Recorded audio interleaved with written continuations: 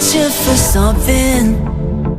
something I knew was there but couldn't see. I remember the moment when the one I was searching for found me. I can't make sense of it, no getting over it. How much your love changed everything.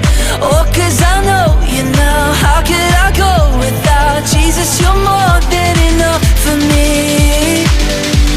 I don't need anything else. I need your love, I need your love. I don't want anything else. I need your love, I need your love.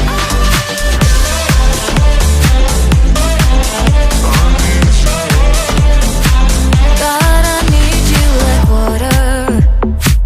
God, I need you like I need it to breathe. I won't take you for granted. I won't go back to how I used to be. I can't make sense of it, no getting over it. How much your love changed everything. Oh, 'cause I know you now. How could I go without Jesus? You're more than enough for me. I don't need anything else. I need your love, I need your love. I don't want anything else. I need your love, I need your love.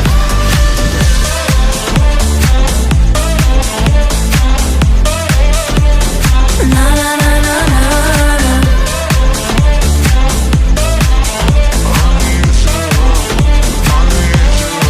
'Cause there's just one thing, one thing, one thing I need. There's just one thing, one thing, one thing I need. I don't need anything else. I need your love, I need your love. I don't want anything else. I need your love, I need your love.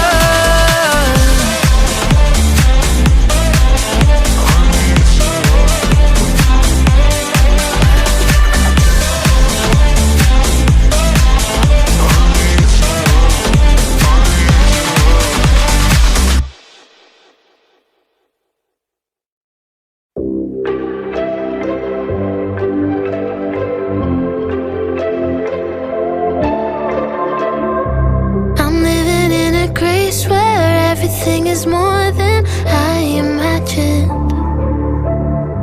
where what is undeserved is freely given.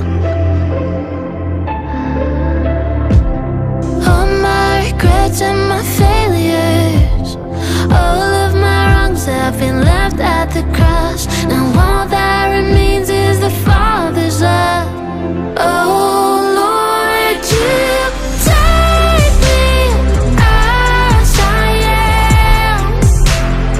Over and over you call me yours again. You said I'll still you want me. How you love me, how you love me. Your kindness and mercy remind me how you love me, how you love me as I am. So let us be together, seated at your table in communion. Everyone is equal in your presence.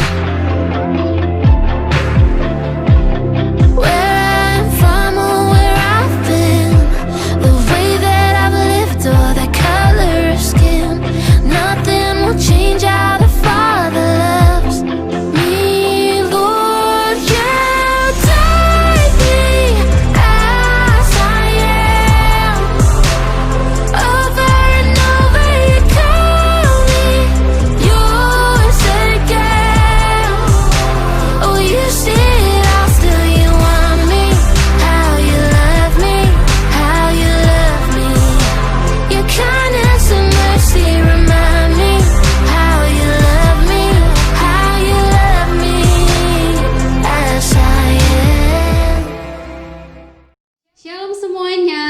hari Minggu. Gimana kabar kalian semua? Nah, aku yakin dan percaya kita semua pasti dalam keadaan sehat. Meskipun hari ini kita juga masih ibadah di rumah masing-masing, aku yakin hal itu nggak mengurangi semangat kita buat puji dan menyembah Tuhan. Nah, sebelum kita mulai ibadah kita hari ini, aku mau bacain ayat mingguan kita dari 2 Timotius 1 ayat 7. Sebab roh yang Allah berikan kepada kita bukanlah roh yang membuat kita menjadi penakut.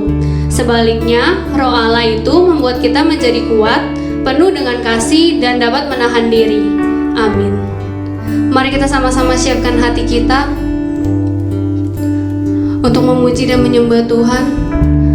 Aku yakin dan percaya dalam 1 minggu ini kebaikan Tuhan itu sangat banyak dalam setiap kehidupan kita. Setiap hari Tuhan memberikan kita nafas kehidupan, Tuhan memberikan kita kesehatan, Tuhan masih memberikan kita keluarga, masih bersama-sama dengan kita pada sampai hari ini. Aku yakin dan percaya itu karena anugerah Tuhan. Kita bisa ibadah bareng-bareng secara online, itu pun karena anugerah dari Tuhan. Mari kita sembah Dia, mari kita siapkan hati Dia. Biar segala sesuatu yang ada beberapa waktu ke depan ini itu menjadi waktu bagi kita dan Tuhan. Biarlah waktu yang milik Tuhan ini menjadi waktu yang benar-benar memuliakan nama Tuhan, waktu yang membuat kita semakin dekat lagi dengan Tuhan.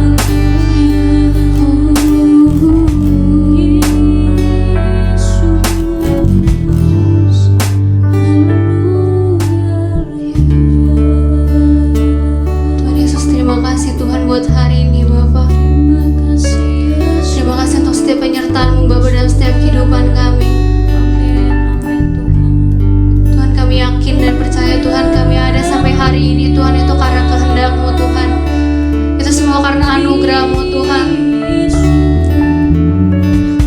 Maafkan semua hal-hal yang membuat kami mungkin jauh dari Engkau Tuhan.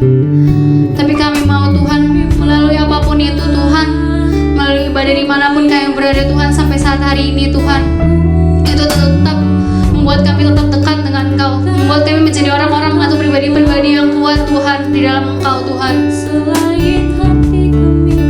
Kami tidak ingin menjadi lebih jauh Tuhan dari Engkau. Biarlah lewat dari setiap ibadah ini Tuhan, lewat setiap pertemuan-pertemuan kami Tuhan secara online, iman kami menjadi kuat Tuhan. Kau yang selalu perlengkapi kami Tuhan dengan senjata-senjata Allah Tuhan, senjata iman Tuhan dari-Mu Tuhan.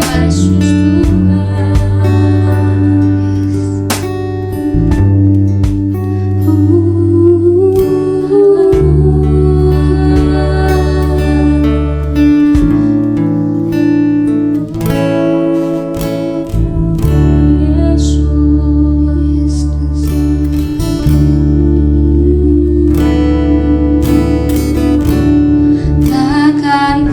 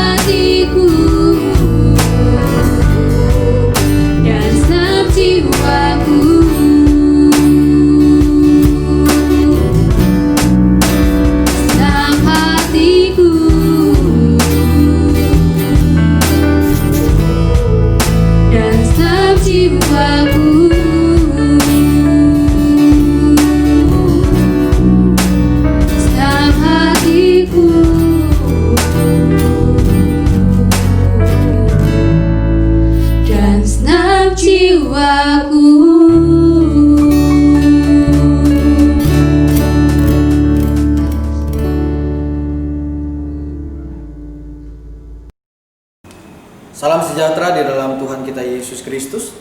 Rekan-rekan muda, rekan-rekan teens, hari ini kita akan belajar kuasa kekuatan di dalam Tuhan.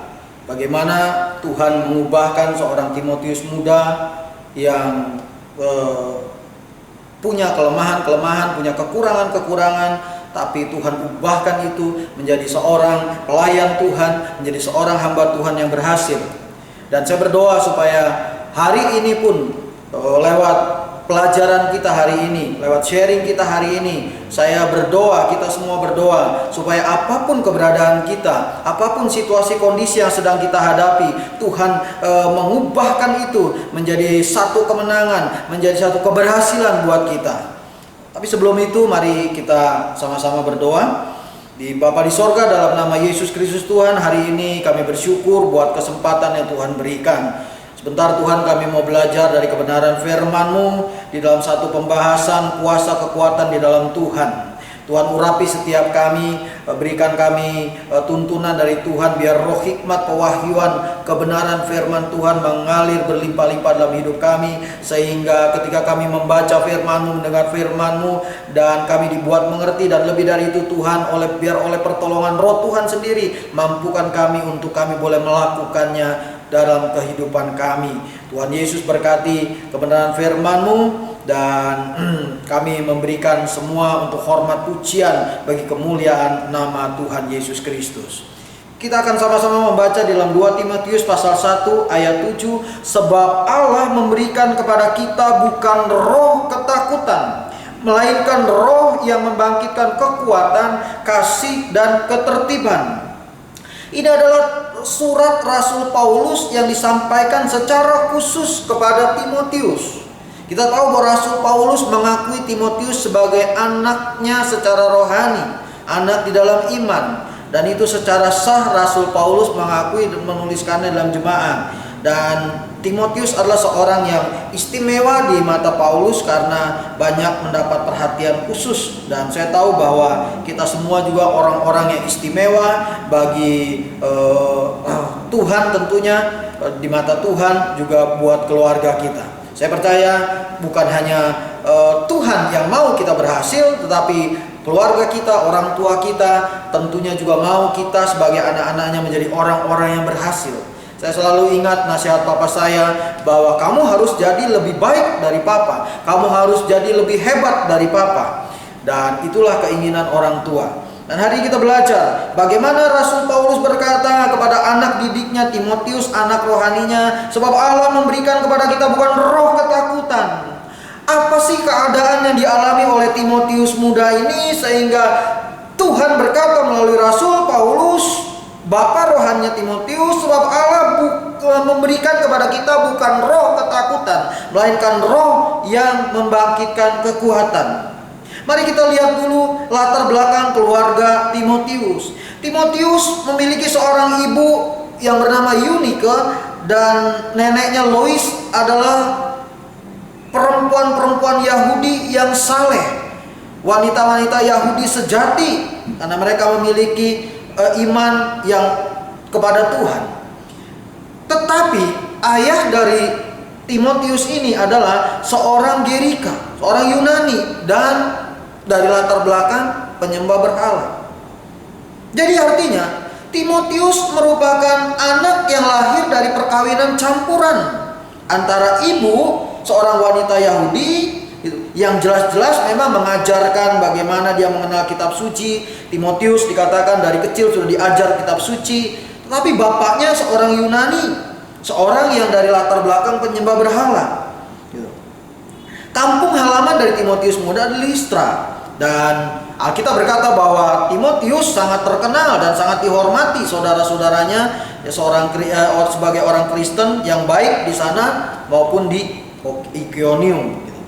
Nah saudara, saya mau bagikan bahwa buat seorang Yahudi lahir dari pernikahan campuran memiliki satu tantangan sendiri, memiliki satu kendala tersendiri. Tetapi bagi Timotius, dia tidak membiarkan kendala, rintangan, halangan itu membuat dia malah jadi mundur atau membuat dia jadi patah semangat. Tapi sebaliknya gitu, kalau kita lihat perjalanan dari pelayanan Timotius, pelayanannya sangat berhasil. Dia bagaimana dia menjadi orang kepercayaannya Rasul Paulus. Bahkan kita tahu bahwa sejarah mencatat gitu loh, Timotius sebagai gembala melayani di 5 sidang jemaat. Bayangkan saudara, di 5 sidang jemaat pada waktu itu, di gereja di wilayah yang berbeda. Ada pertama di gereja Tesalonika, yang kedua di gereja di Korintus, yang ketiga di gereja di Filipi, yang keempat di gereja di Berea, dan yang kelima di gereja Efesus. Alkitab mencatat masing-masing dengan secara rinci. Bagaimana seorang Timotius yang seorang muda dengan memiliki kendala-kendala seperti itu, tetapi dia tidak membiarkan kendala, rintangan, halangan itu menjadikan dia stuck, menjadikan dia berhenti, apalagi mundur. Tapi kita lihat pada akhirnya dia berhasil. Dan bukan hanya itu saudara, selain dia memiliki latar belakang yang itu bisa menjadikan kendala buat dia gitu, ada juga dari pribadinya. Timotius memang terkenal seorang yang penuh kasih sayang.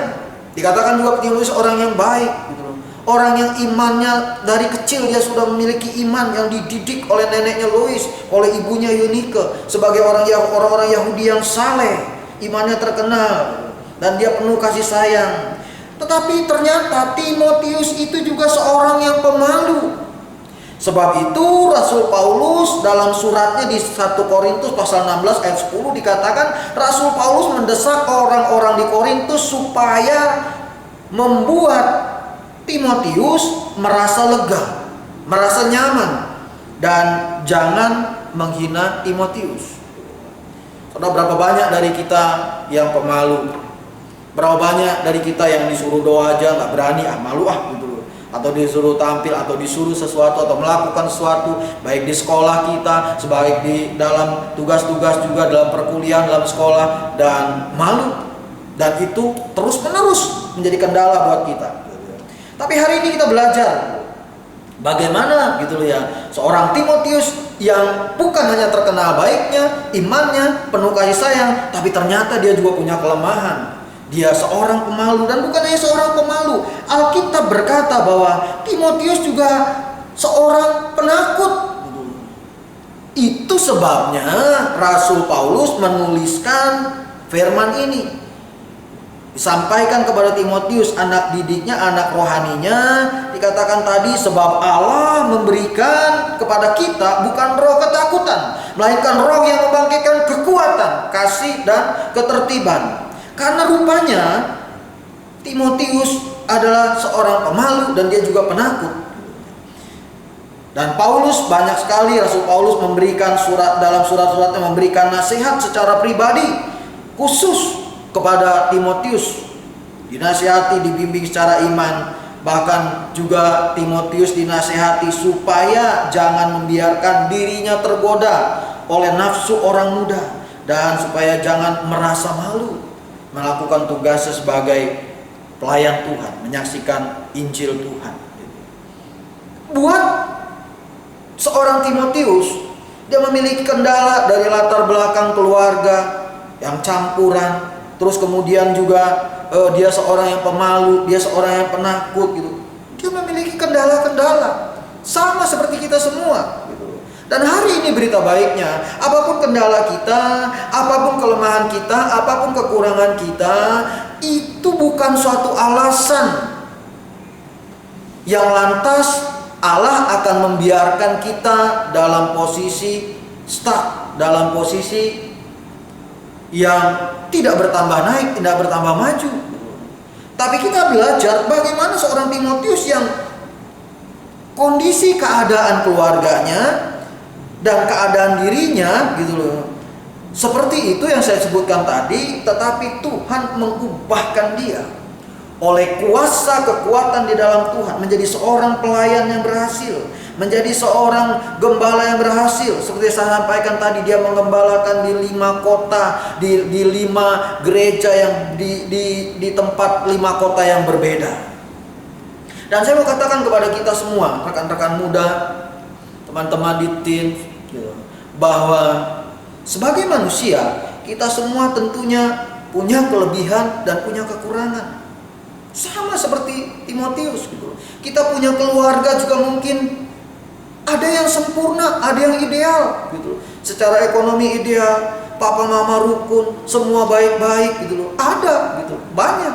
Tapi tidak sedikit dan banyak pula yang justru gitu loh, sebaliknya keadaannya, keluarganya, dan keluarga yang berantakan, keluarga yang tidak harmonis. Tapi apakah itu menjadikan kita lantas Tuhan berkata ya tidak apa-apa gitu loh, karena keluargamu juga memang tidak menopang, keluargamu tidak menunjang, keluargamu justru membuat kamu terkendala untuk maju, dan lantas Tuhan berkata ya sudah gitu loh. Tidak. Tapi hari ini berita baiknya gitu loh, bahwa Tuhan mau mengubahkan itu. Kita lihat bagaimana seorang yang memiliki kelemahan-kelemahan, kekurangan-kekurangan diubahkan oleh Tuhan. Dan Tuhan berkata di dalam 1 Korintus pasal 1 ayat 26 sampai 29 dikatakan begini, bahwa ingat saja saudara-saudara bagaimana keadaan kamu ketika kamu dipanggil. Menurut ukuran manusia tidak banyak orang yang bijak, tidak banyak orang yang berpengaruh, tidak banyak orang yang terpandang. Ayat 27, tetapi apa yang bodoh bagi dunia dipilih Allah untuk memalukan orang-orang yang berhikmat, dan apa yang lemah bagi dunia dipilih Allah untuk memalukan apa yang kuat, dan apa yang tidak terpandang dan yang hina bagi dunia dipilih Allah, bahkan apa yang tidak berarti dipilih Allah untuk meniadakan apa yang berarti, supaya jangan ada seorang manusia pun yang memegahkan diri di hadapan Allah. Lihat, 1 Korintus menjelaskan bahkan apa yang tidak berarti. Saya percaya bahwa kita semua berarti, kita semua bernilai, bahkan kita semua berharga. Bukan hanya bagi keluarga kita, bagi orang tua kita, bagi saudara-saudara kita, bagi teman-teman kita, tetapi tentunya bagi Tuhan. Karena Tuhan sudah membayar kita dengan darahnya sendiri. Ketika dia mati di kayu salib, dia menebus dosa-dosa kita. Jadi mari perhatikan teman-teman kita, mari perhatikan orang-orang di sekeliling kita. Perhatikan gitu, bahwa tidak ada seorang pun yang tidak berarti. Kenapa? Karena Allah berkata yang tidak berarti justru dipilih Allah. Itu artinya bahwa kalau kita pilihan Allah, kita jauh lebih hebat dari dunia. Jadi itu artinya bahwa siapapun kita, apapun kekurangan kita, apapun kendala-kendala yang kita hadapi, keterbatasan-keterbatasan, Allah mau ubahkan itu menjadi satu potensi kekuatan yang akan membuat nama Tuhan dipermuliakan dalam hidup kita, lewat hidup kita. Itu tujuan Tuhan. Dan kemudian gitu, sama seperti yang dialami oleh Timotius pun, ada banyak gitu dari kita yang mungkin keluarga-keluarga yang berkata, anak-anak yang berkata, apa yang bisa dibanggakan dari papa saya, apa yang bisa dibanggakan dari orang tua saya. Tapi hari ini saya mau berkata, sama seperti yang dialami oleh Timotius, walaupun dia lahir dari pernikahan campuran, bahkan tadi saya katakan sejarah mencatat bahwa papa, ayah dari Timotius adalah seorang Gerika, seorang Yunani, penyembah berhala. Tapi itu tidak menjadikan Timotius malah membiarkan kendala-kendala seperti itu terjadi dalam hidupnya, membatasi dia. Tapi dia tetap melakukan firman Tuhan. Apa yang dia lakukan? Efesus pasal 6 ayat 1 berkata bahwa, hai anak-anak, taatilah orang tuamu di dalam Tuhan.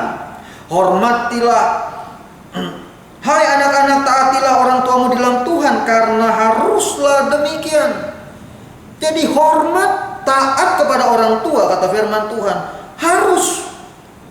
Jadi tidak memandang orang tua kita siapa, walaupun orang berkata dia tidak layak dihormati, tapi firman tetap berkata kita harus hormat kepada orang tua kita, dan kemudian kita harus taat kepada orang tua kita. Dan kemudian dikatakan, hormatilah ayahmu dan ibumu. Ini adalah suatu perintah yang penting. Hormat kepada orang tua, ayah dan ibu, adalah itu suatu perintah dan penting, kata firman Tuhan. Jadi sebagai anak, sekali lagi saya mau ingatkan buat kita semua, teman-teman, rekan-rekan teens, orang-orang muda semua gitu. Mungkin kita lebih hebat secara pendidikan. Mungkin Anda, orang tua Anda cuma lulusan S1 gitu, SD gitu. Dan Anda ini S-nya udah S3 gitu. Mungkin gitu loh ya. Atau mungkin saudara punya karir yang lebih bagus dari orang tua. Tapi bukan berarti Tuhan katakan kalau kamu tidak hormat pun tidak apa-apa. Tidak, firman tetap berkata siapapun kita sebagai anak taat kepada orang tua itu harus suatu keharusan. Efesus 6 ayat 1. Dan hormat kepada orang tua, ayah ibu kita juga adalah suatu perintah yang sangat penting. Kenapa? Karena Tuhan mau dikatakan supaya, seperti yang nyata dalam janji ini, supaya ada janji ketika kita taat kepada orang tua dan hormat kepada orang tua, ada janji di balik itu yang Tuhan mau berikan kepada setiap kita. Janji apa? Supaya kamu berbahagia dan panjang umurmu di bumi. Apa artinya? Kita berhasil secara karir, secara pendidikan, mungkin ketika menikah berhasil juga secara keluarga, tapi tidak bahagia. Bahkan sangat menyedihkan, tidak panjang umurmu di bumi. Tuhan mau supaya setiap kita, apapun kendala kita, apapun kelemahan, kekurangan kita, Tuhan mau ubahkan itu. Dan Tuhan mau ketika kita mau melakukan firman, kita ikuti, maka Tuhan katakan di Tuhan mau kita berbahagia dan panjang umur kita. Jadi saudara, setiap orang tentu punya kekurangan, kelemahan. Tapi ya coba kita lihat, Alkitab pun mencatat dengan jelas bagaimana seorang Daud yang hanya seorang gembala, tetapi dipilih Tuhan justru untuk mempermalukan seorang Goliat. Mestinya yang dipilih itu secara ukuran ketentaraan kakak-kakaknya Daud yang memang adalah tentara. Tetapi kenapa justru yang dipilih oleh Tuhan, Daud yang katakanlah tidak pernah masuk hitungan sebagai tentara, tapi itu yang dipilih oleh Tuhan.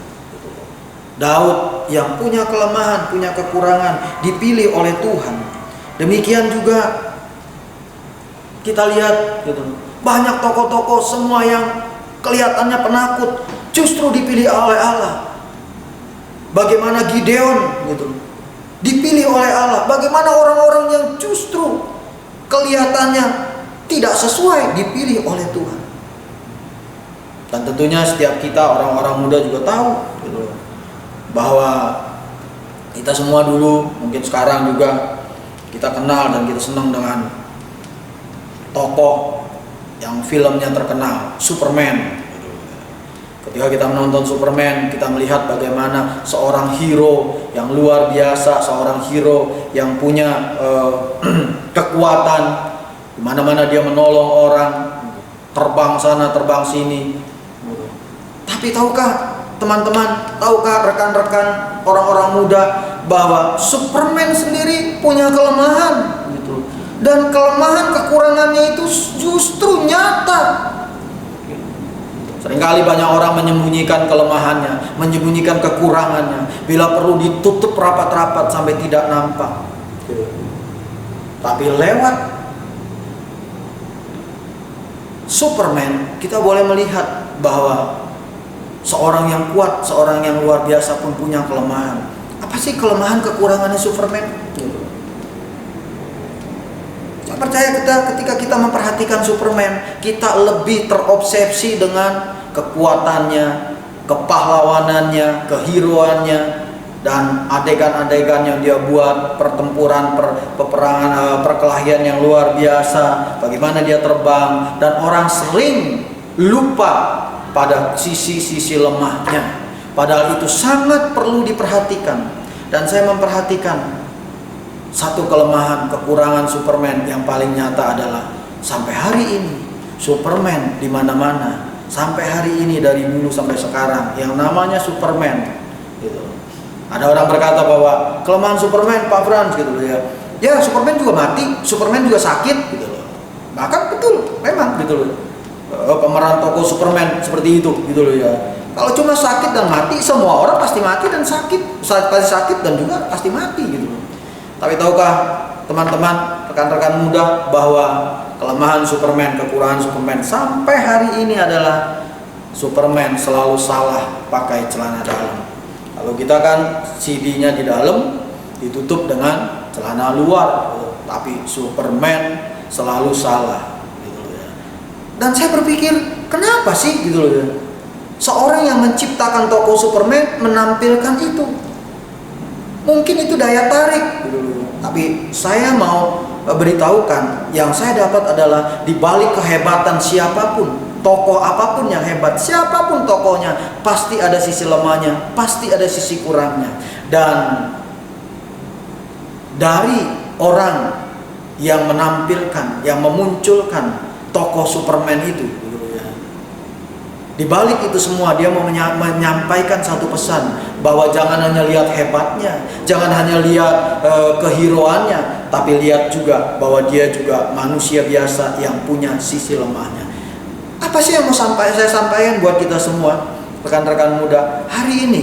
Siapapun kita, mungkin kau berkata, saya nggak bisa gitu loh ya. Semua orang pada awalnya tidak bisa. Kita ingat bagaimana ketika kita kecil, kita tidak bisa apa-apa baby gitu loh. Kita mulai merangkak, kita mulai berdiri, kita mulai berjalan 1-2 langkah, dan terus menerus, dan akhirnya kita bukan hanya bisa berjalan, bukan hanya bisa berdiri tegak, tapi kita bisa berlari gitu loh. Dan segala sesuatu kita dimulai dari ketidakbisaan. Jadi hari ini saya mau katakan kepada kita semua bahwa apapun kekurangan kita, apapun kelemahan kita, jangan biarkan itu menjadi kendala yang akhirnya menghentikan langkah kita untuk maju. Tapi ada kuasa, kekuatan dalam Tuhan yang akan mengalahkan ketakutan-ketakutan itu. Ketika mungkin kita mau maju, kita mau melangkah, kita mau melakukan sesuatu yang lebih, dan kita berkata, aduh kayaknya saya nggak bisa, aduh kayaknya saya nggak pantas. Dan ingat bahwa Tuhan mengubahkan Timotius yang muda, yang latar belakang keluarga, pernikahannya campuran orang tuanya, kemudian dia juga seorang pemalu dan penakut, tapi Tuhan pakai, dia berhasil menggembalakan di 5 kota, di 5 gereja, di 5 kota yang berbeda. Kenapa? Karena ada kuasa kekuatan di dalam Tuhan yang mengalir dalam hidupnya.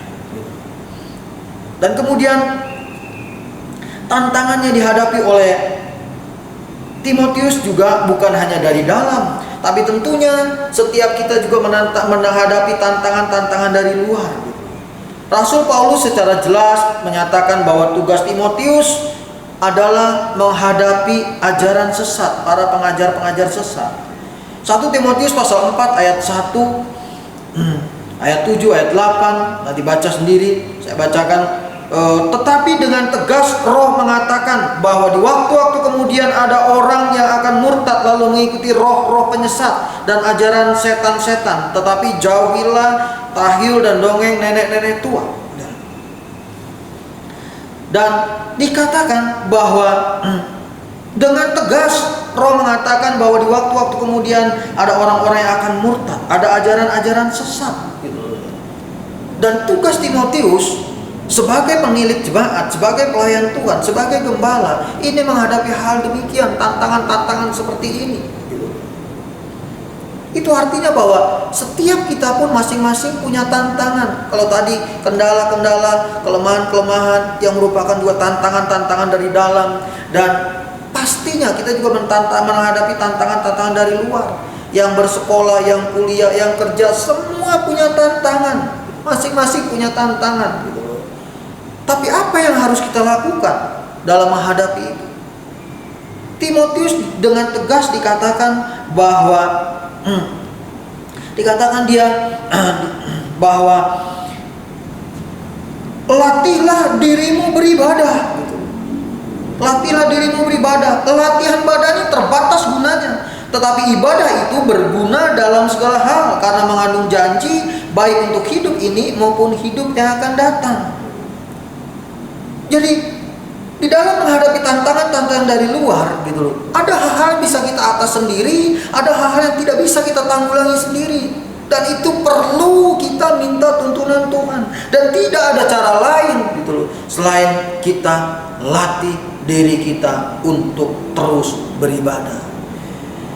Jadi saya mendorong untuk setiap kita rekan-rekan muda, ayo setiap hari Minggu ikut ibadah online, karena itu wajib hukumnya. Di Keluaran dikatakan, tetapi kamu harus beribadah kepada Tuhan Allahmu. Ibadah itu harus wajib hukumnya. Jadi jangan lagi ada orang-orang muda yang tidak ikut ibadah gitu. Cuma ibadah online dan dianggap sepele, jangan gitu. Karena kita tidak tahu tantangan apa yang akan kita hadapi. Hari ini kita sedang dihadapi oleh tantangan pandemi COVID-19 gitu. Segala sesuatu bisa berubah gitu. Segala sesuatu bisa saja terjadi gitu ya. Dan ketika kita memberi diri kita, latih diri kita ada dalam ibadah, dan pasti gitu ya, akan ada tuntunan Tuhan, ada kekuatan dari Tuhan. Itu yang dilakukan oleh Timotius gitu. Ada banyak hal yang dia hadapi mengenai perlawanan di ajaran sesat, tapi dia memberi diri dia untuk terus dirinya dilatih dalam hal ibadah. Kenapa? Karena dikatakan latihan ibadah itu berguna dalam segala hal. Kalau dalam segala hal berarti ibadah itu berguna dalam segala hal. Dalam sekolah, untuk sekolah ibadah berguna, untuk pekerjaan ibadah berguna, untuk kehidupan baik sekarang maupun akan datang tentu sangat berguna. Jadi katakan bahwa ibadah itu sangat berguna dalam segala hal, karena mengandung janji baik untuk hidup ini maupun hidup yang akan datang. Dan kemudian selain dia melatih diri dia beribadah, yang dilakukan oleh Timotius adalah jadilah teladan bagi orang-orang percaya. Dikatakan firman Tuhan, jadilah teladan bagi orang-orang percaya dalam perkataanmu, dalam tingkah lakumu, dalam kasihmu, dalam kesetiaanmu, dalam kesucianmu. Jadi kita berusaha untuk kita jadi pelaku firman. Kita belajar tahap demi tahap untuk kita mempraktekkan firman, untuk kita jadi contoh, jadi teladan gitu. Kenapa? Karena orang akan melihat kita, perubahan dari diri kita. Dan itu yang Tuhan kehendaki. Saya percaya ketika kita lakukan ini gitu ya, kita lihat kekurangan kita lihat tantangan yang kita hadapi, dan kita tidak menjadi orang-orang yang berhenti, stuck, bahkan menyerah, tapi kita terus maju di dalam Tuhan, di dalam kekuatan kuasa dalam Tuhan.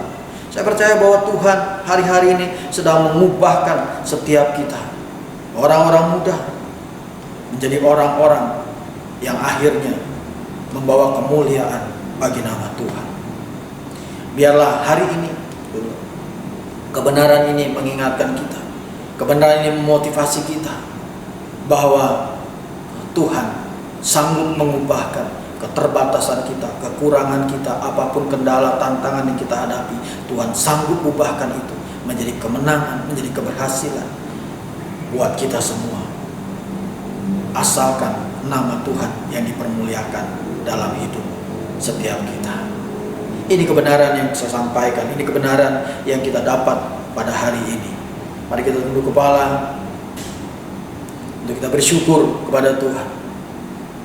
Hari ini Tuhan, kami berterima kasih karena kami belajar bagaimana seorang Timotius muda dengan latar belakang keluarga yang bagi khususnya seorang Yahudi itu bisa menjadi satu kendala, jadi satu halangan, jadi satu tantangan. Bahkan dari pribadi Timotius muda sendiri, seorang yang penakut dan pemalu, dan itu tentu menjadi satu hambatan sendiri.